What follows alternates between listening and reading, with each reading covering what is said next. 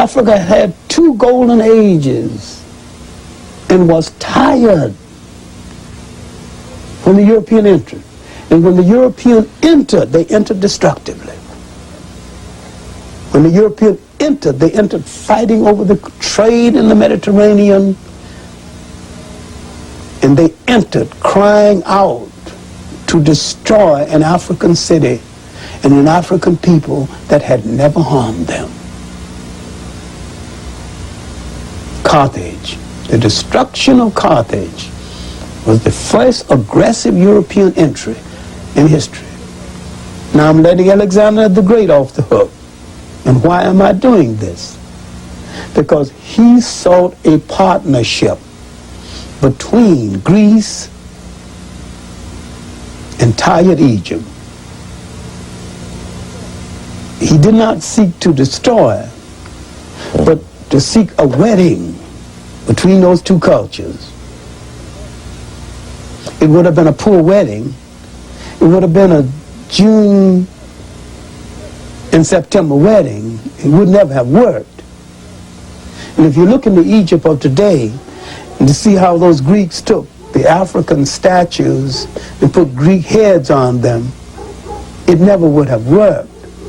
And how they claimed for Greece a lot of African accomplishment, it never would have worked. If you go to Karnak,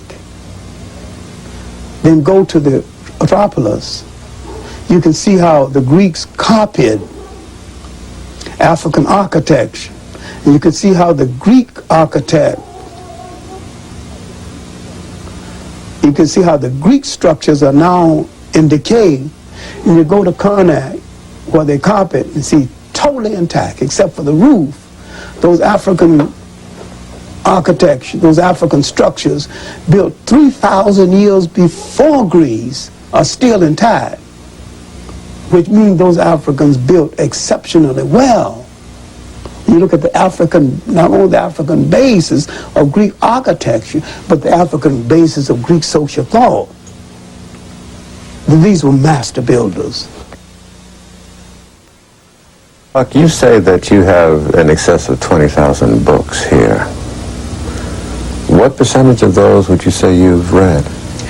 I have read the portion of every book that is relevant to the work that I do.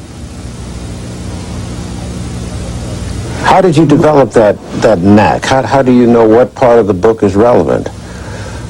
How are you able to skim and scan? When you're teaching,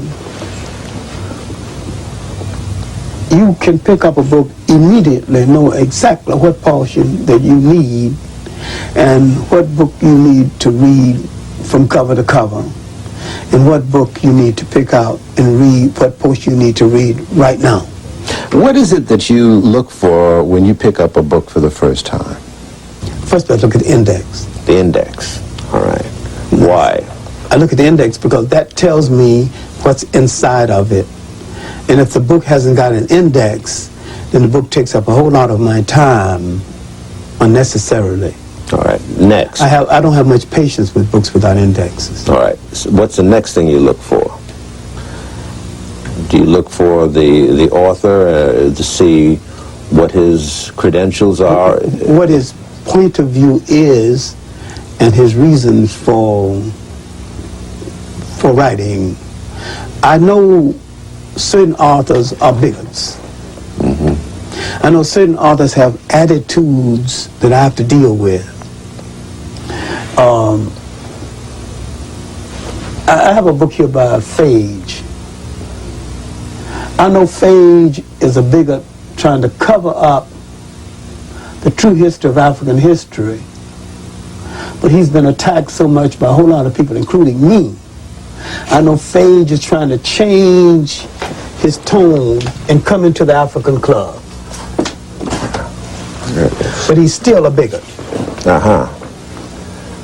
But he wants legitimacy now in the new wave of revisionist African scholars who are getting new respectability by saying that Africans did have